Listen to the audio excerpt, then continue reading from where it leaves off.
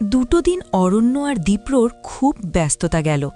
ব্যবসায়িক ব্যাপার নিয়ে এখানে ওখানে ছুটতে হয়েছে, খাবার খাওয়ার অবধি পায়নি। আজ আবার বাড়িতে সবাই উপস্থিত।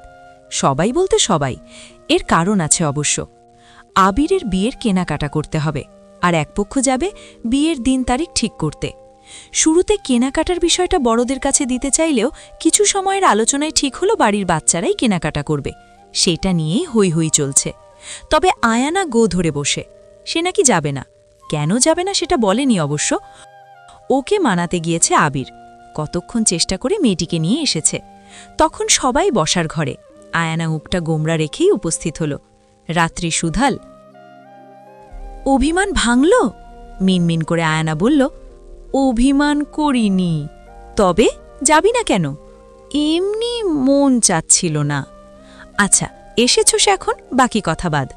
বলার মাঝেই বসার ঘরে উপস্থিত হলো অরণ্য। ওর উপস্থিতি রাত্রিকে ধীর করে দিল। কুহু সেটা লক্ষ্য করে বলল, অরণ্য ভাইয়া চলে এসেছেন, আপনাকে তো আজকাল দেখাই যাচ্ছে না। অরণ্য হেসে বলল, ব্যস্ততা গেল দুদিন, আমাকে একা না, দীপ্রকেও কিন্তু দেখনি। সত্যিই তাই, দীপ্রকেই দেখেনি কুহু। ও একটু চোখ বুলালো, তবে দীপ্র নেই। অরণ্য বলল, ওদিকে খুঁজে লাভ নেই, দীপ্র গ্যারাজে আছে। কথাটা শুনেই আয়ানা বেরিয়ে গেল। ওকে সেভাবে কেউ খেয়াল করল না। তবে গ্যারাজের কাছে গিয়ে দেখা গেল আয়ানা দাঁড়িয়ে। অরণ্য আসামাত্রই আয়ানা সবগুলো দাঁত মেলে দিয়ে হাসল। ভাইয়া, আমি সামনের সিটে বসলে আপনার অসুবিধা হবে? আরে না, কি সমস্যা হবে? ওহ, থ্যাংক ইউ ভাইয়া, বলে গাড়িতে উঠে বসল আয়ানা। কণা ফোড়ন কেটে বলল, দেখলি আপু, ঠিকই গাড়িতে উঠে বসল। কুহু কিছু বলল না। ও বুঝেছে আয়ানার বিষয়টি। এখানে কিছু বলারও নেই আসলে। ওর অবশ্য এইসব নিয়ে মাথা ব্যথাও নেই। কণা দাঁতে দাঁত চেপে গাড়িতে উঠে বসল। ওর পাশে বসল রাত্রি। দীপ্র ঠিক তখনই বলল, অরণ্য, তুইও এই গাড়িতে ওঠ। এ কথা রাত্রি নড়ে চড়ে উঠল। অরণ্যও কিছুটা অস্বস্তিতে পড়ল, তবে সরাসরি মানা করতে পারল না। শেষমেশ অরণ্যও পেছনে গিয়ে বসল। এদিকে কুঞ্জও এই গাড়িতে উঠতে চাইল, তবে আয়ানা ধমকে বেচারাকে সরিয়ে দিয়েছে। শেষমেশ কুহু ওকে নিয়ে বসেছে অন্য গাড়িতে। আয়ানা অপেক্ষা করছে, দীপ্র ভাই আসবে, পাশে বসবে। কিন্তু কিছু সময় পর আবির এসে ড্রাইভিং সিটে বসল। ওকে দেখে আয়না বলে উঠল, দীপ্র দাদা ভাই কোথায়? সে চালাবে না? ও অন্যটায় উঠল। এই গাড়িতে রাশ বেশি, জানিস তো, ও একটু শান্ত পরিবেশ পছন্দ করে। আয়নার মুখটা একদম কালো হয়ে গেল। ওদিকে পেছনের সিট থেকে মুচকি মুচকি হেসে চলেছে কণা। সে বেশ খুশি হয়েছে। দীপ্রকে দেখে কুহু বলল, সে কি, আপনি কেন? কুঞ্জকে নিয়ে পেছনের সিটে বসা ছিল কুহু। দীপ্র এসে ড্রাইভিং সিটে বসল। এটা তো আবির ভাইয়ের গাড়ি। ওমা, আপনার গাড়ি তো চলে যাচ্ছে, ওটাকে চালায়? আবির? কেন? ইচ্ছে হয়েছে তাই, বলে পেছনে তাকালো দীপ্র।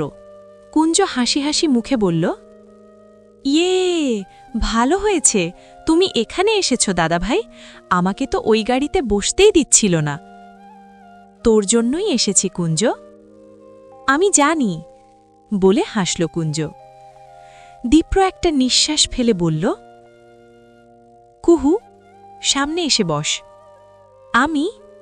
কুঞ্জ যাক। কুঞ্জ বাচ্চা, ও পেছনেই বসুক, সেফটির জন্য ভালো। কুহুকে সামনে এসে বসতে হল। দীপ্র কথা ছাড়াই গাড়ি চালাতে শুরু করেছে। কিছু সময় পর পেছন থেকে কুঞ্জ বলল, একটা গান ঝাড়ো তো দাদা ভাই। যে কোনো টাইপের হলে চলবে? একদম, গান হলেই হলো। কুঞ্জ আসলেই ভদ্র মিশুক একটা বাচ্চা, শুধু ওর নিজের বোনের সাথে বনিবনা যা হয় না। দীপ্র গান ছাড়ল। গান বাজতে লাগল, যখন খোলা চুলে হয়তো মনের ভুলে তাকাতো সে অবহেলে দু চোখে হাজার কবিতা, বেকার সবিতা, হাজার কবিতা বেকার সবিতা, সে কথা কেউ বলে না, সে প্রথম প্রেম আমার নীলাঞ্জনা। পুরো গানের সময়টা কুহু বারবার পাশ ফিরে চেয়েছে। দীপ্র সেটা বুঝেও তাকায়নি একবারও। গানটা কয়েকবার প্লে হতে হতে ওরা পৌঁছে গেল শপিং মলে। সেখানে আগে থেকেই বাকিরা উপস্থিত ছিল। আয়নার মুখটা কালো আঁধারে ছেয়ে যায়। কুঞ্জ হৈ হৈ করে নামল গাড়ি থেকে, সবাইকে ভিংচি কেটে বলল, ভালোই হয়েছে, আমাকে ও গাড়িতে বসতে দেওনি কেউ, দাদাভাই তো আমার সাথেই এসেছে। কুঞ্জর চুলগুলো নাড়িয়ে দিল দীপ্র, হেসে বলল, তোরা কেনাকাটা কর, আমি কুঞ্জ আর কুহুকে নিয়ে অন্যদিকে যাই। আয়না ফট করেই বলল, আমিও যাব। না, তুমি যাবে না, তুমি আমাকে গাড়িতে বসতে দাওনি। কুঞ্জ চোখ গরম করে চাইল আয়না। দীপ্র বলল, আচ্ছা থাক, তোরা দুজন দুপথে থাক, না হলে ঝগড়া লাগতেই থাকবে। দীপ্র কুহু আর কুঞ্জকে নিয়ে অন্য পথে গেল। আয়নার এবার কান্না পেয়ে গেল। কুঞ্জ হয়তো বুঝল না সে তার বোনের কতখানি লস করে ফেলল। পুরো সময়টা রাত্রি আর অরণ্য একে অপরকে উপেক্ষা করে চলেছে, তবে এবার আর পারল না। দুজনের চোখাচোখি হয়ে গেল। রাত্রি ঠোঁট কামড়ে চাইল। অরণ্য মুখটা গুমোট রেখে বলল, একটু স্বাভাবিক আচরণ করলেও পারো, মনে হচ্ছে আমাকে দেখলে তোমার শরীর জ্বলে ওঠে। একদমই তাই, ওঠে বলেই স্বাভাবিক আচরণ করতে পারছি না। রাত্রি, আমাকে অপমান করছো, অথচ আমি তোমাদের মেহমান। তোমাকে আমি মেহমান বলে মানি না অরণ্য। তুমি তুমি তুমি একটা কথা শেষ না করেই পাশ কাটিয়ে চলে গেল রাত্রি। অরণ্যর মুখখানা আধারে ভরে গিয়েছে। আচ্ছা, প্রেমের শুরুটা এত দারুণ হয়, অথচ বিচ্ছেদ কেন এত বেদনার? আইসক্রিম খাবে, বায়না ধরেছে কুঞ্জ। ওরা এসেছে একটা আইসক্রিমের দোকানে। 3টা আইসক্রিম নিয়ে দাঁড়িয়ে দীপ্র। কুহু বুঝতে পারছে না কি হচ্ছে। সহসাই দীপ্র বলে উঠল, বিল দে। আকাশ থেকে পড়ার মতন অবস্থা কুহুর। ও নিজের দিকে আঙুল দেখিয়ে বলল, আমাকে বললেন? তোকেই বলেছি। কুহু যার পর নাই অবাক। ওই মানুষটাকে বুঝতে পারে না। পার্স থেকে টাকা বের করে বিল মিটায়। কুঞ্জ এখনই খাওয়া শুরু করেছে। দীপ্র একটা টেবিলে হাতের ব্যাগগুলো রেখে বলল, তোরা বস, আমি আসছি। আমি আসছি বলে চলে গেল দীপ্র। কুহু পেছন থেকে ডাক দিল, আপনার আইসক্রিম? এসে খাবো, গলে যাবে তো। ড্যাম বলে এগিয়ে এলো দীপ্র। কুহুর আইসক্রিমটা খোলা রাখা, ও সেটা এক কামড় খেয়েছেও। সেটাই তুলে নিয়ে দীপ্র হনহনিয়ে চলে গেল। পুরো বিষয়টা কুহু বেকুব বনে গেল। এদিকে কুঞ্জ মিটিমিটি হাসছে। কুহু তাকাতেই ও বলল, দাদাভাই তো তোমার খাওয়া আইসক্রিম নিয়ে চলে গেল। কুহু আসলে কি বলবে বুঝতে পারছে না। এটা কি শুধু মনের ভুলে করা হলো, নাকি ইচ্ছাকৃত? ভাবনায় ডুবে গিয়ে কুহু অন্য আইসক্রিমটা গলিয়ে ফেলল। দীপ্র এসে দেখল, গলে যাওয়া আইসক্রিম নিয়ে হাবুলের মতন চেয়ে আছে কুহু। ওদিকে কুঞ্জ বসে বসে তখনও আইসক্রিম খাচ্ছে। আইসক্রিম গলে গেল তো। দীপ্রর কঞ্চে ধ্যান ফিরে পেল। একটু বিব্রত হয়ে বলল, ওহো, সমস্যা নেই, পরে ফ্রিজ করে নেব। ফোঁস করে দম ফেলল দীপ্র। হাতের ব্যাগখানা বাড়িয়ে দিতেই কুহু শুধাল, এটা আবার কি? দেখ। ব্যাগখানা একটু খুলে কুহু বুঝল শাড়ি। ও চাইল দীপ্রর দিকে। এটা কার? তোর? আমার? আমি দিলাম। বিপরীতে কুহু কিছু বলার পূর্বেই দীপ্র আবারও বলল, তুই আইসক্রিমের বিল দিলি না, ওটার জন্য শোধ দিলাম। আমিও ঋণ রাখতে চাই না। এ কথার পর কুহুর কথা আটকে গেল। ও শাড়ির ব্যাগটা রেখে বলল, দামের দিক থেকে হিসেব করলে আপনি আমাকে ঋণই করে রাখলেন। ঋণ যদি হয়েই থাকে তবে তুলে রাখ, পরে শোধ সমেত নেব। যদি না দিতে পারি? দীপ্র দেওয়ান নিজের সব কিছু বুঝে নিতে জানে। শোধও আসলে, তোকে সেটা ভাবতে হবে না। বলে দীপ্র একটু অন্যদিকে গেল। কুঞ্জ তখন খাওয়া শেষ করেছে। কুহু শাড়ির ব্যাগখানা পাশে রাখতে যেতেই আয়ানা আর কণাকে আসতে দেখা গেল। আপু, এটা কি রে? এসেই সুধাল কণা। কুহু উত্তর দিতে চাইছে না। ও চোখের ইশারায় কণাকে থামতে বলল, কিন্তু কণা থামছে না। ও প্রশ্ন করেই যাচ্ছে, এটা তো শাড়ি, তোরা শাড়ি কিনলি কার জন্যে? কণা, একটু থাম, বল না এটা কার? আমার। তোর? তুই টাকা আনলি কখন? আমাকে তো বললি না। উফ কণা, বাহ, মা তোকে টাকা দিয়েছে, আমাকে তো বলল পরে দেবে। বলে কণা কেমন মন খারাপ করতে নিচ্ছিল। ওর মন খারাপ দেখে কুহু বলল, দীপ্রভাই দিয়েছেন, এখন চুপ কর তুই, আর কথা বলিস না। আয়ানা একটু দূরে ফোনে কথা বলছিল। ঠিক তখনই কণার মাঝে বুদ্ধিটা এলো। ও দুষ্টু হাসল, গলার প্রায় সবটুকু জোর দিয়ে বলল, শাড়িটা কি সুন্দর হয়েছে রে আপু, দীপ্রভাই তোকে এত দারুণ উপহার দিল। কথাটা কানে যেতেই ঘুরে চাইল আয়ানা। কণার হাত চেপে ধরল কুহু। উফ কণা, হচ্ছেটা কি? চুপ করতে বলেছি না? তুই চুপ আপু, বলে আবারও গলার সবটুকু জোর দিয়ে কণা বলল। দীপ্রভাই আর কাউকে কিন্তু দেয়নি, তোকেই দিল। তাও কি সুন্দর এই শাড়িটা। কুহু হতাশ হয়ে যেয়ে হইল। এই মেয়েটার জন্য শান্তি নেই, একদমই নেই। বুদ্ধি করে রাত্রি আর অরণ্যকে এক জায়গায় রেখে সবাই চলে এসেছিল। ভেবেছিল দুজন বুঝি একসঙ্গে ফিরবে, এততে মান অভিমান কিছু নামবে, সহজ হবে সবটা। কিন্তু তেমন কিছুই হলো না। রাত্রি ফিরল একা। ওকে দেখে কুহুর মুখটা আমের ফলশীল মতন শুকিয়ে গেল। ও গেল দীপ্রর কাছে, খবর দিতে হবে। দীপ্র গোসল নিয়েই এসেছে। ফট করেই ভেতরে প্রবেশ করে ফেলেছিল কুহু। মানুষটার উন্মুক্ত বুক নজরে পড়ল। ও তড়িঘড়ি করে বলল, পরে আসছি। কুহু। পেছন থেকে ডেকে উঠল দীপ্র। কুহু দাঁড়ালো, তবে পেছন ফিরল না। দীপ্র টি শার্ট গায়ে জড়িয়ে নিয়ে বলল, আয়, পরে আসি, আপনি রেডি হন। হয়েছি। কুহু এবার পেছন ফিরে চাইল, দৃষ্টি উঠিয়ে বলল, রাত্রিপু একাই ফিরল। উফ, এবারও এদের মিশনটা ফেল। মনে হচ্ছে রাত্রিপুর বিয়ে ঠিক না করলে আর কোনো লাভ হবে না, সেটাই মনে হচ্ছে। আচ্ছা আমি যাই, একটু দাঁড়া। কুহু দাঁড়ালো। দীপ্র কাবার্ড থেকে একটা বক্স নামিয়ে আনল। কুহু প্রশ্ন নিয়ে তাকিয়ে। দীপ্র বলল, সবার জন্যই টুকটাক উপহার এনেছিলাম, সবাইকে দেয়া হলেও তোর উপহারটা ঝামেলার কারণে দেয়া হয়নি। ভেবেছিলাম নিজে। দীপ্র কথা শেষ করল না। কুহুর দৃষ্টি এবার নেমে এলো, ওর অস্বস্তি হচ্ছে। দীপ্র কুহুর পায়ের দিকে চাইল, তারপর হেসে বলল, থাক ওসব কথা, এটা রাখ, তোর পা খালি, দেখে ভালো লাগে না, তাই মনে হলো দিয়েই দিই। বাক্সখানা হাতে নিল কুহু। ও বুঝল এটার মধ্যে পায়েল আছে। এখন যা, আর আমি দেখছি রাত্রি অরণ্যর বিষয়টা। আচ্ছা, বলে পা বাড়াল কুহু। ঘর থেকে বের হতেই একটা হাত ওর বাহু টেনে ধরল। ও পাশ ফিরে দেখল আয়ানা। কুহু চট করেই দীপ্রর দেওয়া বাক্সখানা লুকিয়ে ফেলল। আয়ানার চোখে আগুন, ওকে টেনে নিয়ে এলো অন্য পাশটায়। লাগছে আয়নাপু, হাত ছাড়ো। ঝটকা দিয়ে হাত ছাড়ল আয়না। কুহু কটমট করে চাইল, তোমার সমস্যা কি? সমস্যা আমার? সমস্যা তো তোর, বেহায়া মেয়ে কোথাকার। আয়নাপু, মুখ খারাপ করাবে না। আমি খারাপ হলে তুমি নিতে পারবে না। তুই আর কি খারাপ হবি?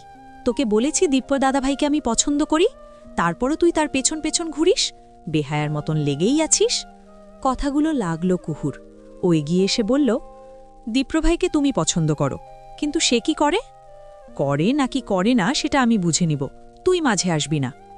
শোনো আয়ানাপু, আমি মাঝে আসিনি, কিন্তু তুমি বারবার আমায় অপবাদ দাও। তবে একটা কথা, আমি যদি একবার মাঝে আসি, তোমার মতন 10 আয়ানাও আমায় সরাতে পারবে না। নিজের সীমায় থাকো, ভালো মানুষই সবসময় দেখাবো না। তপ্ত বাক্যগুলো বলেই চলে গেল কুহু। আয়ানা হতভম্ব হয়ে রইল। ওর শরীর কাঁপছে, চোখ থেকে আসছে জল। একটা অনিশ্চিত ভবিষ্যতের কথা চিন্তা করে বুকের ভেতর হাহাকার বয়ে চলেছে। মাথার ওপর দিয়ে নেমে যাচ্ছে বিশাল বিশাল ঢেউ। রাত্রি বোধহয় কেঁদেছে, ওকে দেখে তেমনই মনে হচ্ছে। দীপ্রর পাশে বসা, ও সরাসরি কথা বলতে এসেছে। আমি বুঝতে পারছি তোমরা চাও অরণ্য আর আমার সম্পর্ক ঠিক হোক, কিন্তু এটা ঠিক হবার নয় দীপ্র ভাই। দীপ্র একটু সময় নেয়, তারপর বলে, তুই কি সত্যি চাস না? না, চাই না। ওর লাইফস্টাইল আমার সাথে মিলে না। আমি ওর অন্য সব বান্ধবীদের মতন স্টাইলিশ না, আমি সাধারণ, আমার সাথে ওর যাবে না। এটা ও বলেছে? না। তবে বুঝতে পেরেছিলাম, সেই জন্যই সরে এসেছি, বলে ঠোঁট কামড়ে ধরে রাত্রি। অরণ্যর সাথে সম্পর্কটা হুট করে।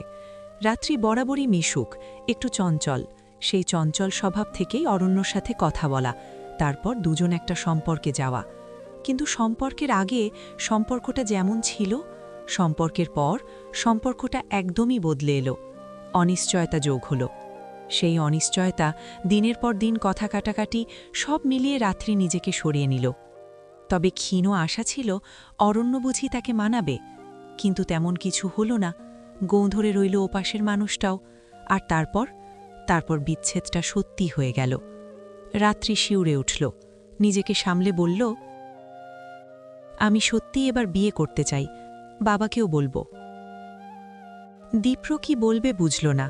রাত্রি চাইল পাশ ফিরে, আবারও বলল, অরণ্য আমার জীবনের কেউ না, কেউ না। ওকে আর আমি চাই না। আমি একটু ভালো থাকতে চাই, ভালো থাকতে চাই আমি। আমি তোদের বিষয়ে কথা বলিনি, এবার বলার প্রয়োজন মনে করছি। তোরা কি চাস সম্পর্কটা ঠিক হোক? অরণ্য বসে, হাতে জ্বলন্ত সিগারেট। ও আসলে সিগারেট খায় খুব। দীপ্র এগিয়ে এসে ওর হাত থেকে সিগারেট ছিনিয়ে নিল। কি ভাই? আমি তোকে জিজ্ঞেস করেছি, তুই কি ওর বিষয়ে সিরিয়াস ছিলি? সিরিয়াস না হলে প্রেম করতাম। তাহলে এখন?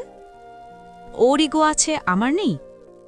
দেখ অরণ্য, এক দিক থেকে একটু নরম হতেই হয়। সব সময় আমিই কেন হব দীপ্র? অরণ্যর মুখ বিবরে একটা কালো আধার এসে ধরা দিল। দীপ্র বসল ওর পাশে। রাত্রি বিয়ে নিয়ে সিরিয়াস। যা ইচ্ছে করুক। সময় চলে গেলে তখন আবার আফসোস করিস না। কথা বলতে পারল না অরণ্য। দীপ্রর পিঠে হাত রাখল। তুই সময় নে অরণ্য, একটু ভাব। রাত্রিকে আমি চিনি, আমার স্নেহের বলে বলছি না, ও আসলেই খুব ভালো। শুধু শুধু একটু অভিমান বেশি। তুই সময় নে, তবে এতটা নিস না যতটা নিলে আর কিছু করতে পারব না। বলে অরণ্যকে একা রেখে চলে গেল দীপ্র। অরণ্য উদাস হয়ে চেয়ে রইল। রাত্রির বিষয়েও সিরিয়াস ছিল, মেয়েটিকে ওর ভালো লেগেছিল, কিন্তু দিনের পর দিন সন্দেহ, কথা কাটাকাটি নিতে নিতে ও আসলেই ক্লান্ত। শাড়িটা গায়ের ওপর দিয়ে দেখে চলেছে কুহু। কণা বসে আছে বিছানায়, হাতে ফোন, আর চোখে বোনের কাজকর্ম দেখছে। এই পর্যায়ে ও কথা বলার প্রয়োজন বোধ করে। ধ্যান ফেরে কুহুর। ও শাড়িটা কাবাডে তুলে রাখতে রাখতে বলে, কি? জবাবে কণা বলে, দীপ্রভাইয়ের পছন্দ আছে। কাবাড লাগিয়ে পেছনে চায় কুহু। কণা উঠে এসে বোনের পাশে দাঁড়ায়। শাড়ির কথা শুধু বলিনি, কুহু চায় ভ্রু বাঁকিয়ে। কণা বোনের গাল টেনে বলে, তোর কথা বলছি আপু, দীপ্রভাই তোকে পছন্দ করে, কারণ তার চোখ সুন্দর। বাজে কথা বলবি না কণা, সে আমাকে পছন্দ করে না। তুই মানতে চাস না বিষয়টা, কিন্তু আমি শিওর সে তোকে পছন্দ করে। মাঝে বিয়ে ভাঙার বিষয়টা বলে কণা ধ্যানে ডুবে গেল। কুহুর গলাটাও শুকিয়ে এলো। এই বিষয়টা থেকেও পালাতে চায়, তবে কেন যেন পারে না। সারাক্ষণ কোনো না কোনোভাবে তাড়া করে বেড়ায়। আসলে জীবনের মিথ্যেগুলো এভাবেই সবসময় পেছনে পড়ে থাকে, চাইলেও এর থেকে নিস্তার পাওয়া যায় না। আমার কি মনে হয় জানিস, কণার চোখ দুটো চকচক করছে। কিছু একটা মেলাতে পেরে ভীষণ খুশি লাগছে তাকে। মনে হচ্ছে প্রথম প্রথম দীপ্র ভাইয়া মানতে পারেনি, হয়তো তোদের দুজনে যোগাযোগ ছিল না। তারপর হুট করে একটা সিদ্ধান্ত, এসবের জন্য তখন অমন সিদ্ধান্ত নিল। এখন ঠিকই তোর প্রেমে পড়েছে। তুই চুপ কর তো। উফ, তুই বোঝ আপু, আমি চাচ্ছি আয়ানাপোর আগে দীপ্র ভাই তোর হয়ে যাক। আমি এসবে নেই কণা, তোকে আসতেই হবে আপু, আসতেই হবে। একটা কথা বলি? আবার কি? তুই না চাইলেও দীপ্র ভাই হয়তো তোকে চেয়ে নেবে। কুহু আটকায়, তাকায় ছোট দুটো চোখে। কণা বোনকে জড়িয়ে ধরে। সব এত সহজ না কণা। কেন সহজ না? আয়ানাপু দীপ্র ভাইকে খুব পছন্দ করে। তাতে কি? একটা ঝামেলা হয়ে যাবে। আমার এসব আর ভালো লাগে না, সবটা কেমন এলোমেলো। তুই কঠিন করে ভাবছিস। না রে, তুই অবুঝ, তাই বুঝতে চাচ্ছিস না। বলে কুহু ছুটে চলে আসে বারান্দায়। এত সময় অল্প অল্প বৃষ্টি হচ্ছিল, এবার বাতাসের জোর বেশি। ও বারান্দার কাপড়গুলো এনে বলে, ছাদে কাপড় আছে, একদমই মনে নেই, আমি যাই। বলে ছুট লাগায় কুহু। ছাদে এসে দেখে কাপড়গুলো একদমই ভিজে গিয়েছে। ও হতাশ হয়। ভেজা কাপড়গুলো তুলতে গিয়ে নিজেও ভিজে যায়। ঠিক সেই সময় দীপ্রর কণ্ঠটা পাওয়া যায়। বোধহয় ছাদের অন্য পাশটায় ছিল, এগিয়ে আসে। কুহু দাঁড়ায়। বৃষ্টির পানি মাথা থেকে নেমে মুখশ্রীতে এসে পড়ছে। কুহু থেকে থেকে ঠোঁট দুটো বন্ধ করছে। দীপ্রর বরাবর হয়ে বলে, আচ্ছা যা। কুহু শুধায়, কিছু বলতে চেয়েছিলেন? না। তাহলে ডাকলেন যে? কি জানি, যা, ভিজে গিয়েছিস। বলে অন্য পাশটায় তাকায় দীপ্র। কুহু কয়েক সেকেন্ড থেমে থেকে ছাদ থেকে নেমে আসে। কুহু তখন ঘরে বসে সাথে কণাও আছে। দীপ্রও জামাকাপড় বদলে এসেছে, ওর ঠান্ডার বাতিক আছে। ও কয়েকবার হাঁচি দিয়ে ঘরের দরজায় ঠকঠক করে। কণার অধরে হাসি আসে। দীপ্র ভাই, আসো আসো বলে এগিয়ে আসে কণা। দীপ্র হেসে বলে, এলাম একটা দরকারে। কুহু, চা বানাতে পারবি? কুহু মাথা দোলায়। দীপ্র বলে, তাহলে বসলাম আমি। কুহু চলে যায়। দীপ্র বসে কণাকে নিয়ে। টুকটাক কথার মাঝে কণা বলে, আমার একটা ধারণা আছে। প্রশ্ন নিয়ে চায় দীপ্র। কণা বলে, মনে হচ্ছে আমার দুলাভাই তুমিই হবে। হলে খুশি হবে নাকি? খুব খুশি হব। ওর এই খুশির মাঝে ঝামেলা পাকাতে আগমন হলো আয়ানার। ও একগাল হেসে বলল, তোমাদের বিরক্ত করলাম না তো? জবাব দিল দীপ্র। না, বস এখানে। বসল আয়ানা। দীপ্রর যতটা কাছাকাছি বসা যায় ঠিক ততটাই ঘেঁষে বসল ও। কণা ঠোঁট কামড়ে তাকানো। ও এসব নিতে পারে না। আয়ানার দোষ সবকিছুতেই পায়ও। তুই কি বিরক্ত হলি কণা? না, বিরক্ত হলে তো আসতেই মানা করতাম। কণা এমনই, মুখের উপর এমনভাবে বলে।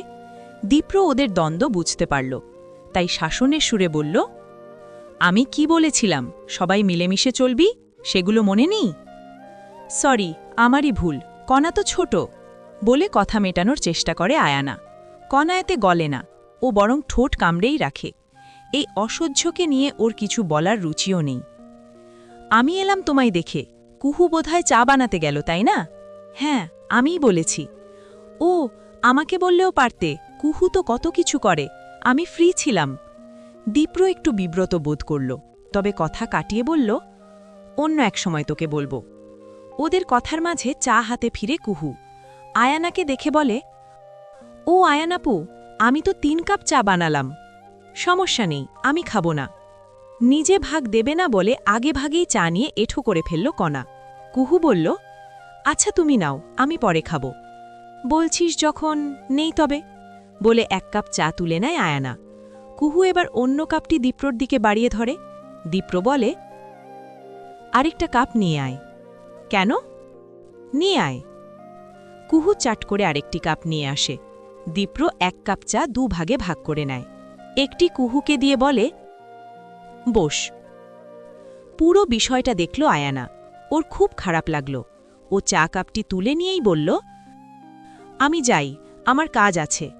এরপর একটা সেকেন্ডও ও থাকল না, ও চলে গেল। সেদিকে চেয়ে কুহুর মনটা উদাস হল। ও চাইল কণার দিকে। কণাকে ভীষণ খুশি দেখাচ্ছে। এদিকে দীপ্র নির্বিকার। ও নীরবে নিভৃতে আয়ানাকে কিছু একটা বুঝিয়ে দিয়েছে, বুঝিয়েছে কুহুকেও। বাড়ির সব বাচ্চারা আজ এতিমখানায় এসেছে।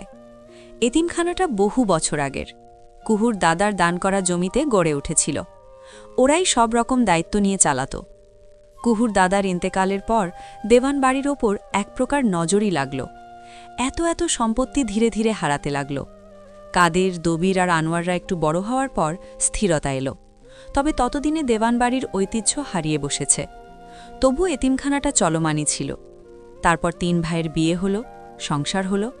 একটা সময় পর দবির আর আনোয়ার জমি বিক্রি করে গ্রাম ছেড়ে চলেও গেলেন। তখন সব কিছুর হাল ধরল কাদের। শেষমেশ লোকটাও হারিয়ে গেল। এতিমখানার দায়িত্বরত লোকটি ওদেরকে দেখে এগিয়ে এলেন। সালাম জানালো ওরা। কুহু আর রাত্রিকে চেনেন ভদ্রলোক। হেসে বললেন, ভালো আছো তোমরা? ভালো আছি চাচা, মা বাচ্চাদের জন্য খাবার পাঠালো। হ্যাঁ হ্যাঁ, ওই জন্যই ওরা তো অপেক্ষায়। সবাই বেশ আগ্রহ নিয়ে বসে আছে। ওদের গাড়িটা থামার পরপরই বাচ্চারা সব কক্ষগুলো থেকে উঁকিঝুঁকি দিতে শুরু করেছে। দীপ্র সব খাবার নামানোর ব্যবস্থা করে এগিয়ে এলো। পরিচয় দিতেই দায়িত্বরত লোকটা বললেন, মাশাআল্লাহ বাবা, তুমি তো অনেক বড় আর সুদর্শন হয়ে গেছো, কত আগে দেখেছি। ধন্যবাদ চাচা, দোয়া করবেন। সব সময় করি বাবা। আমি খাবার নামিয়ে দিয়েছি, কাউকে একটু পাঠান, খাবারগুলো গরম গরম বাচ্চাদের দিয়ে দিক। ও হ্যাঁ, আমি দেখছি। বাবা তোমরা ভেতরে যাও। লোকটা কাউকে একটা ডাকতে শুরু করলেন। কুহু পুনরায় গাড়ির কাছে এসে দেখল সব ঠিকঠাক নামানো হয়েছে কিনা। দীপ্র ওর পেছন পেছন এসেছে। সব ঠিকঠাকই নামিয়েছি। না, আমি এমনিই দেখছিলাম। কুহুর মাথায় ঘোমটা টানা। সালোয়ার কামিজের সাথে ওড়না দিয়ে ঘোমটা টানায় ওকে কেমন বউ বউ লাগছে। দীপ্র কয়েক সেকেন্ড দেখে দিয়ে দৃষ্টি ফেরাল। অরণ্য ভাইয়া কখন আসবেন? অরণ্য ওদের সাথে আসেনি, একা আসার কথা। দীপ্র বলল, কিছু সময়ের মধ্যেই ও বাচ্চাদের জন্য উপহার আনতে গিয়েছে। আজ আরেকবার দুজনের কথা বলার একটা পরিস্থিতি তৈরি করলে কেমন হয়? ভালো তো হয়, তবে আমি আসলে সন্দিহান। অরণ্য ভাইয়ার সাথে কথা বলেছিলেন? আমি যা বলার বলেছি, এখন পুরোটাই ওদের ওপর। চল আমরা সামনে যাই। সবাই ভেতরে চলে গিয়েছে। আজ আয়ানা আসেনি, সেই জন্য বেশ একটা ফুরফুরে ভাব বিরাজ করছে ওদের মাঝে। মেয়েটি থাকলে সারাক্ষণ কোনো না কোনো সমস্যা হয়। কুঞ্জ অবাক হয়ে বাচ্চাগুলোকে দেখে চলেছে। কেউ কেউ ওর বয়সী, কেউ ছোট, কেউ বা একটু বড়। বাচ্চাগুলো কুঞ্জর দিকে কেমন করে তাকিয়ে আছে। কুঞ্জর গায়ে বেশ দামি পোশাক, বাচ্চাগুলোর গায়ে সাধারণ কিছুটা পুরাতন জামাকাপড়। একটা বাচ্চা এগিয়ে এসে কুঞ্জর জামা ধরে টান দিল। খুব আগ্রহ নিয়ে দেখছিল। এবার লোভখানা সামাল দিতে ব্যর্থই হল। কুঞ্জ বলল, তোমাদের এমন জামা নেই? বাচ্চাগুলো একটু সময় নিয়ে মাথা নাড়াল, অর্থাৎ নেই। এমন জামা তো দূরের কথা, নতুন কোনো জামাও আর নেই। দেওয়ানবাড়ি থেকে আগের মতন টাকা যে আসে না, ওদের তো ভরসা ওনারাই। কণা আর রাত্রি একসাথে হাঁটছিল। কুঞ্জ ছুটে এসে বলল, রাত্রিপু, ওদের নাকি ভালো জামা নেই, সবাই কেমন পুরাতন জামা পরে আছে, আমরা ওদের জামা দিতে পারি না? কুঞ্জর কথা শুনে রাত্রির মনটা ভীষণ ভালো হয়ে গেল। ও কিছু বলার আগেই ওপাশ থেকে দীপ্রকে আসতে দেখা গেল। দীপ্র বলল, কি বলছিস তোরা? জবাব দিল রাত্রি, বলল, কুঞ্জ বলছিল বাচ্চাদের ভালো জামা নেই, আমরা কি জামা দিতে পারি না? দীপ্র হাসল। কুঞ্জর মনটা আসলেই পরিষ্কার। বাচ্চারা অবশ্য পরিষ্কার মনেরই হয়। ও কুঞ্জর মাথার চুলগুলো নাড়িয়ে বলল, দিলে তুই খুশি হবি? খুশি হব দাদা ভাই। তাহলে দেব। কুঞ্জর অধরে হাসি এসে ধরা দিল। ও বলল, আমি ওদের বলি? আচ্ছা বল। কুঞ্জ উচ্ছ্বাস নিয়ে বাচ্চাদের দিকে ছুটল। রাত্রি হেসে বলল, কুঞ্জর শিক্ষা ভালো। ফট করে পাশ থেকে কণা বলল, হ্যাঁ, আমি অবাক হই একটা বিষয়, কুঞ্জ আর আয়ানাপু আপন ভাইবোন হয় কেমন করে? কুঞ্জর শিক্ষা আকাশে হলে আয়ানাপুর শিক্ষা পাতালে। কণা, চুপ কর, তুই বেশি কথা বলিস কেন? তুই আপু আমাকে সব সময় বকিস, বলে কণা উল্টো পথে হাঁটতে লাগল। রাত্রি গেল ওর পেছন পেছন। কুহুর একটু অস্বস্তি হচ্ছে। ও বলল, কণা আসলে বাচ্চা রয়ে গেছে, সেটা বুঝি। তাছাড়া আয়ানারও দোষ আছে। সে আপনাকে পছন্দ করে, তাই আমাদের খুব একটা দেখতে পারে না। ফট করেই বলে উঠল কুহু। দীপ্র মুখের ভঙ্গিমা কঠোর রেখে বলল, একপাক্ষিক কোনো কিছুর মূল্য নেই কুহু। না হলে কিছু একটা বলতে গিয়েও থেমে গেল দীপ্র। কুহু চেয়ে রইল, তবে বাকিটা আর বলল না পুরুষটি। এক গাড়ি জিনিস এনেছে অরণ্য, একদম শেষ বেলায় পৌঁছালো। দীপ্র আগেভাগেই ভেবে রেখেছিল বাচ্চাদের জামাকাপড়ের বিষয়টা, সেই অনুযায়ী কেনাকাটা করে এনেছে অরণ্য। চকলেটগুলো যখন নামানো হলো, বাচ্চাগুলো সব বড় বড় চোখ করে রইল। এত চকলেট ওরা কখনো দেখেনি। ড্রেস, চকলেট সহ আনুষঙ্গিক আরও কিছু জিনিস দেওয়া হলো ওদের। দীপ্র দায়িত্বরত লোকটার হাতে একটা মোটা অঙ্কের টাকাও তুলে দিল। মুখে বলল, ওদের যা যা লাগে সেগুলো দেবেন চাচা, ওদের এখন থেকে আর কষ্ট হবে না, এটা আমি নিশ্চিত করব। লোকটার চোখে পানি চিকচিক করে উঠল। বাচ্চাগুলোকে সন্তানের অনুরূপ স্নেহ করেন তিনি। শুক্রিয়া বাবা, আল্লাহ ভালো করবেন। ধন্যবাদ চাচা, আমি লজ্জিত এতদিন পর এসে ওদের কথা ভেবেছি, আরও আগেই এখানে আসা দরকার ছিল। সবই আল্লাহর ইচ্ছা বাবা। তা তুমি বিয়ে করেছ? সন্তান আছে কোনো? ফট করে কথাটা বলায় দীপ্র একটু অস্বস্তিতে পড়ল। পরমুহূর্তেই সেটা কাটিয়ে বলল, বিয়ে করিনি চাচা, দোয়ায় রাখবেন যেন দ্রুত বিয়েটা করতে পারি। আল্লাহ দ্রুত ইচ্ছে পূরণ করুক, বলে দীপ্রর বাহু ছুঁয়ে দিলেন তেগি। দীপ্র দেখল কুহু এদিকেই আসছে। ও ইশারা করল অরণ্য আর রাত্রির বিষয়টা নিয়ে। দীপ্র এগিয়ে এসে বলল, তুই রাত্রি আর অরণ্যকে বলবি আমি এতিমখানার বাগানের দিকটায় আছি, যেতে বলেছি। ওরা একে অপরের মুখোমুখি ওখানেই হবে। আচ্ছা, বলে চলে গেল কুহু। মেয়েটি এই সম্পর্ক নিয়ে অনেক বেশি আগ্রহী, অথচ নিজের বেলায় একটুও কি ভাবে? দুজন মুখোমুখি দাঁড়ানো, এটা বুঝতে বাকি নেই, ইচ্ছে করেই তাদের মুখোমুখি দাঁড় করানো হলো। কেউ কোনো কথা বলল না কিছুক্ষণ। রাত্রি ঠোঁট কামড়ে এবার শুধালো, তুমি এখানে কেন? দীপ্রর সাথে দেখা করতে এসেছি। তুমি? আমিও। বলে চুপ হয় রাত্রি। অরণ্য আর চোখে চায়, বলে, আমার উপর রাগ দেখাও কেন? দীপ্র আর কুহু ইচ্ছে করে এমন করেছে। কুহুর বাচ্চা। বলে পেছন ঘুরতে যেতেই অরণ্য বলে ওঠে, ওকে ধরে লাভ নেই, আসল মানুষকে ধরো। দীপ্রর বুদ্ধি এসব, কুহু তো বাচ্চা। কুহু বাচ্চা? তা নয় তো কি? ও বাচ্চা না, বরং ওকে বিয়ে দিলে ও নিজেই বাচ্চার মা হয়ে যাবে। আর তুমি? ফট করেই বলে ওঠে অরণ্য। রাত্রি একটু অস্বস্তিতে পড়ে যায়। সম্পর্ক যখন ছিল তখন একটা সংসার, বেশ অনেকগুলো বাচ্চার কথাও বলা হয়েছিল।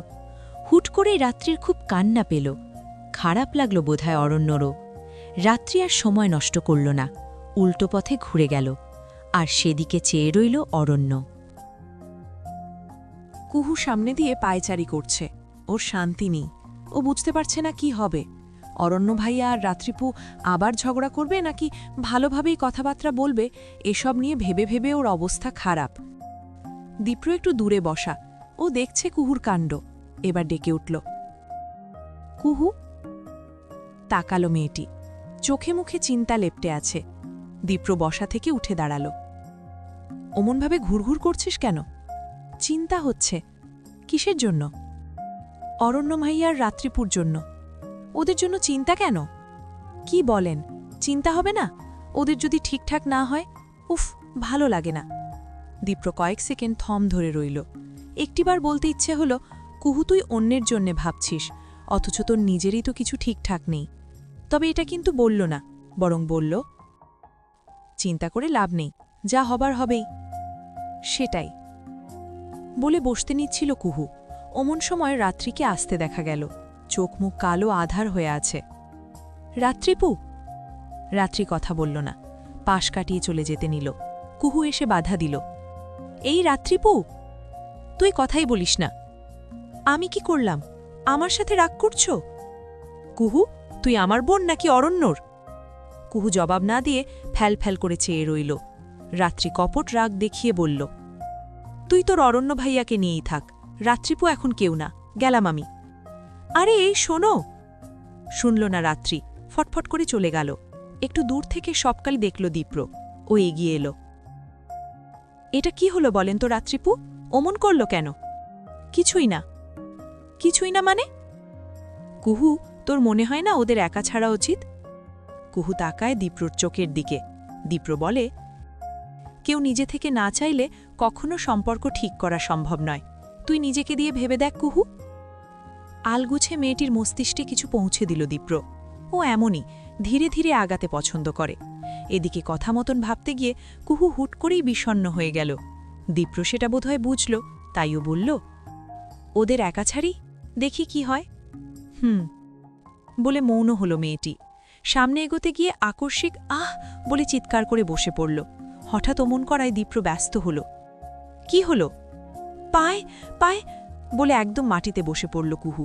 দীপ্র দেখল মেয়েটির পায়ে পেরেক ঢুকে গিয়েছে, একদম জুতা ভেদ করে পায়ে এসে লেগেছে। ক্ষত হয়ে লাল রঙের তরলে পা ভেসে যাচ্ছে। কুহু রক্তে ভয় পায় ছোট থেকেই। ও নিজের পা দেখে ভয় একদম জ্ঞান হারিয়ে ফেলল। বাচ্চারা ঘিরে রেখেছে কুহুকে। দীপ্র কুহুর পায়ের ক্ষত পরিষ্কার করে দিচ্ছে। কণার চোখ দুটো রক্তিম। বোনের এমন অবস্থা দেখে ও কেঁদে খেলেছে। কুঞ্জ চিন্তিত, আতঙ্কগ্রস্ত। অরণ্য গিয়েছে ডাক্তার আনতে। কুহুর পায়ের ক্ষত পরিষ্কার করে দিয়ে দীপ্র বলল, সবাই একটু বাইরে গেলে ভালো হয়। চাচা, বাচ্চাদের একটু নিয়ে যান। হ্যাঁ বাবা, বলে ভদ্রলোক বাচ্চাদের নিয়ে বের হলেন। দীপ্র পেছন ঘুরে বলল, কণা, কুঞ্জকে নিয়ে বাইরে যা। ভাইয়া, আমি যেতে বলেছি কণা, কুঞ্জ বাচ্চা। কণা বিষণ্ণতা নিয়ে কুঞ্জকে নিয়ে বের হয়। কুহুর মুখ কেমন শুকনো হয়ে আছে। মেয়েটিকে দেখলেই তো মায়া হচ্ছে। দীপ্র পাখানা হাতে তুলে নিল আবার। ক্ষত অনেকটা, নিশ্চিত যন্ত্রণা হচ্ছে। ধীরে ধীরে মেয়েটির পায়ের ক্ষত ছুঁয়ে দিল দীপ্র। মিনমিনে সুরে বলল, যে পেরেক তোর পা ছুঁয়েছে সেই পেরেক ধ্বংস হোক কুহু, তোকে কষ্ট দেওয়ার সব কিছু ধ্বংস হোক। আমি হলে আমিও যেন ধ্বংস হই কুহু। কুহুর জ্ঞান ফিরল। ডাক্তার এসে মেয়েটির পায়ের চিকিৎসা করে দিয়েছেন। সবাই ওর আশেপাশেই আছে। কুহুর কেমন একটা লজ্জা লাগল। ও মাথা নত করতেই দীপ্র বলল, কি লজ্জা পাচ্ছিস কেন? কি একটা ঘটনা ঘটে গেল আমার জন্য। এটা একটা দুর্ঘটনা, তবু আমি কেমন জ্ঞান হারিয়ে ফেললাম। তুই তো ছোট থেকেই এমন, এবার তো নিজের পায়ে ক্ষত হওয়াতে জ্ঞান হারিয়েছিস। ছোটবেলায় তো আমার পায়ের ক্ষত দেখে তোর দাঁত লেগে যাওয়ার মতন অবস্থা হয়েছিল, মনে নেই? এবার কুহুর লজ্জা আরও বাড়ল। ও মিনমিন করে বলল, এসব না বললে হয় না। দীপ্র অবশ্য শুনেনি। ও পায়ে হাত দিতে যেতেই কুহু কেমন ছিটকে গেল। প্রশ্ন নিয়ে চাইল দীপ্র, মুখে বলল, কি হলো, অমন করলি কেন?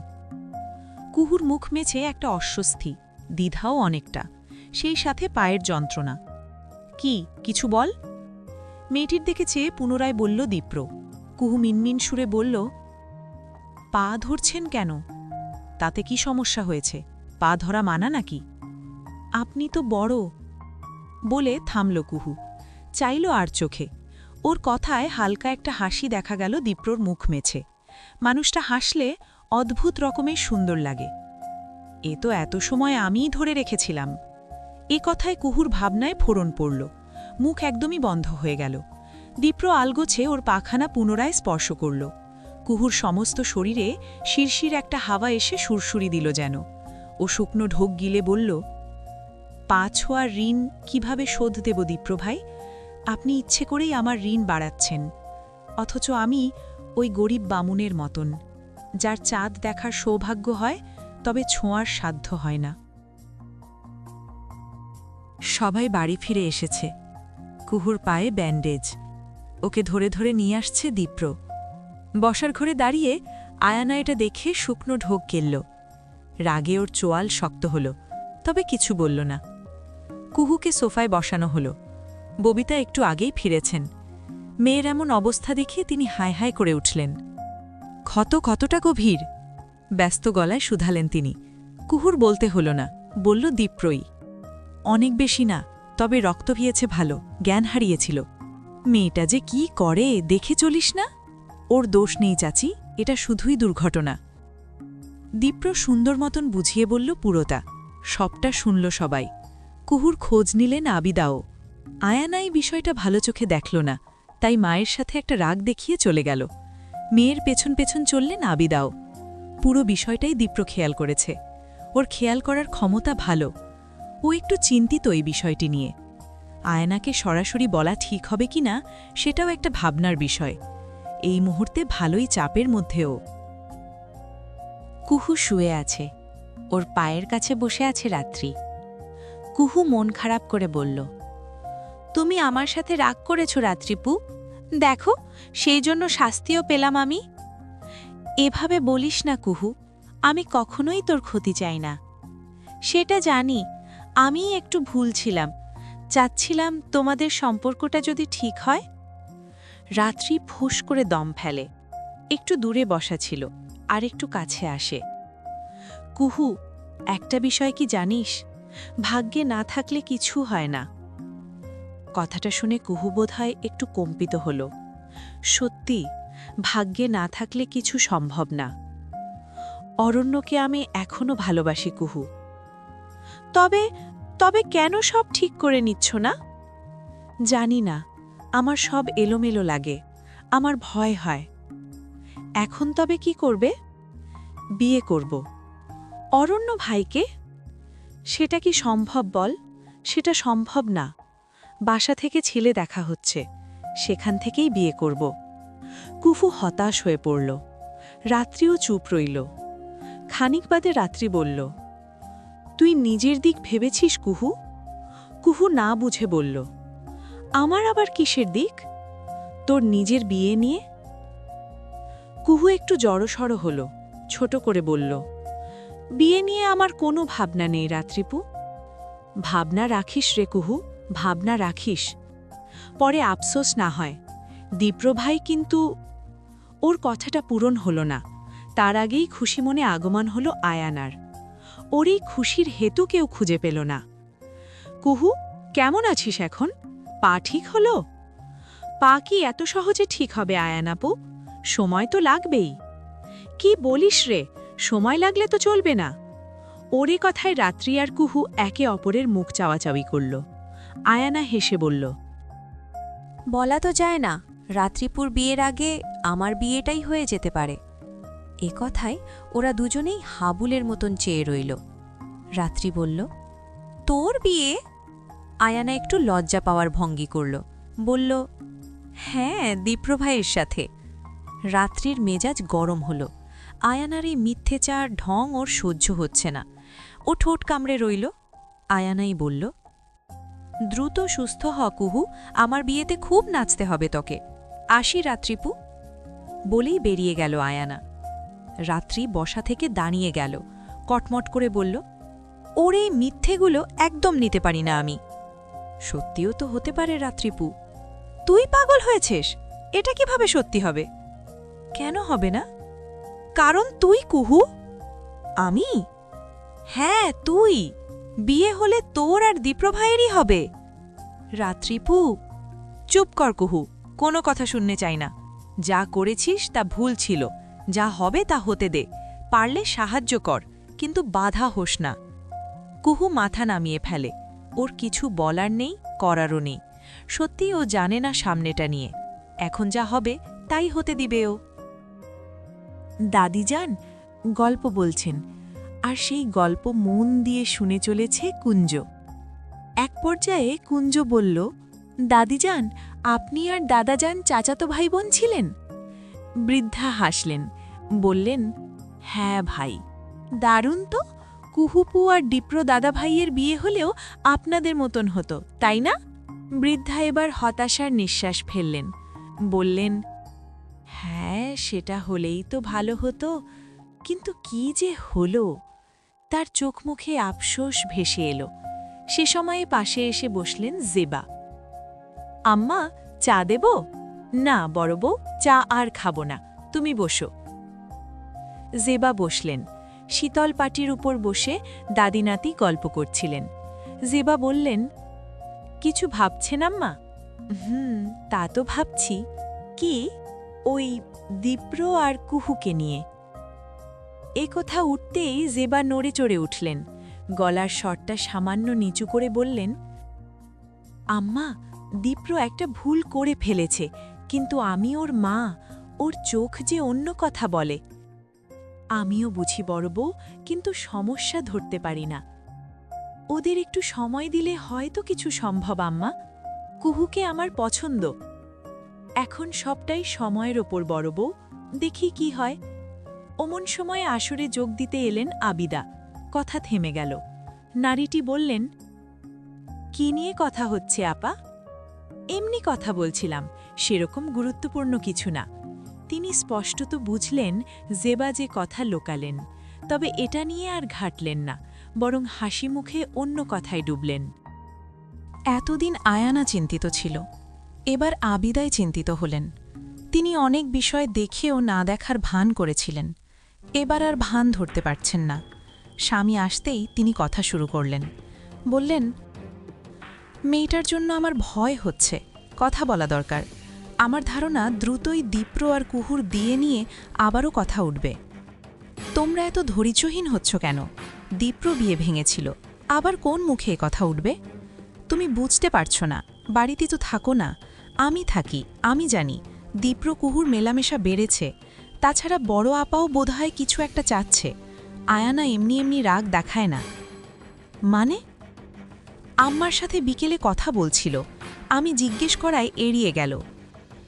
আবিদার কথাগুলো এত সময় আমলে না নিলেও এবার নিতে বাধ্য হলেন আনোয়ার। বললেন, চিন্তা করো না, আমি দ্রুতই একটা সমাধান করব। বড় ভাইয়ের সাথে ব্যবসাটা পোক্ত হলেই কথা তুলব। বড় ভাইকে আমাদের দিকটা বোঝাতে হবে। ভাবি অন্যদিকে সুর টানলেও ভাইকে আমাদের দিকে রাখতে হবে। রাখো, যা ইচ্ছে করো, তবে মেয়ের মন যেন না ভাঙে, না হলে আমাদের অনেক বড় মূল্য দিতে হতে পারে। কুহুকে বাসায় আনার পর আর দেখা হয়নি দীপ্রর। গতকাল সন্ধেতেই শেষ দেখা। এরপর মেয়েটি আর ঘর থেকে বেরোয়নি। দীপ্রও সারাদিন বাহিরে ছিল, অরণ্যকে নিয়ে এখানে ওখানে ঘুরেছে। এখন ফিরে শাওয়ার নিতে নিতে কুহুকে দেখার কথা মনে হলো। রাতের খাবার খাওয়ার আগে মেয়েটির সাথে দেখা করা প্রয়োজন। ও দ্রুত জামা বদলে নিয়ে এলো কুহুর কক্ষে। কুহু তখন চোখ বন্ধ করে আছে, কিন্তু ঘুমায়নি। দীপ্র ভাবল ও বুঝি ঘুমিয়ে আছে, তাই নীরবে কক্ষে প্রবেশ করল, বসল পায়ের কাছে। হালকা হাতে পায়ের ক্ষত দেখতে যেতেই হুড়মুড় করে উঠল ও। দীপ্রও বোধহয় চমকাল। দীপ্র ভাই। টান টান হয়ে বসে রইল দীপ্র। কুহু শোয়া থেকে উঠে বসল, ওড়নাটা টেনে নিয়ে বলল, আপনি কখন এলেন? মাত্রই। ঘুমোসনি? না। ভেবেছিলাম ঘুমিয়ে আছিস। পায়ের ব্যথা কমেছে? কমেছে, তবে হাঁটতে পারছি না। কদিন সময় লাগবে, তারপরই ঠিক হয়ে যাবে। বলে একটু সময় নেয় কুহু। বলে, একটা কথা বলবো? হ্যাঁ বল। রাত্রিপু এখনো অরণ্য ভাইকে ভালোবাসে। নিজে বলেছে? হ্যাঁ, কিন্তু সম্পর্ক নিয়ে ভাবছে না। ও দ্বিধায় আছে, অরণ্যও তাই। দেখা যাক কি হয়। আচ্ছা, তুই রেস্ট নে, দরকার হলে জানাস। কুহু ফট করেই বলল, কিভাবে জানাবো? ফেসবুক ছাড়া আর কিছু আপাতত চালাচ্ছি না। দীপ্র একটু থামল, তারপর ফোন বের করে বলল, আমি রিকোয়েস্ট দিচ্ছি, অ্যাকসেপ্ট কর।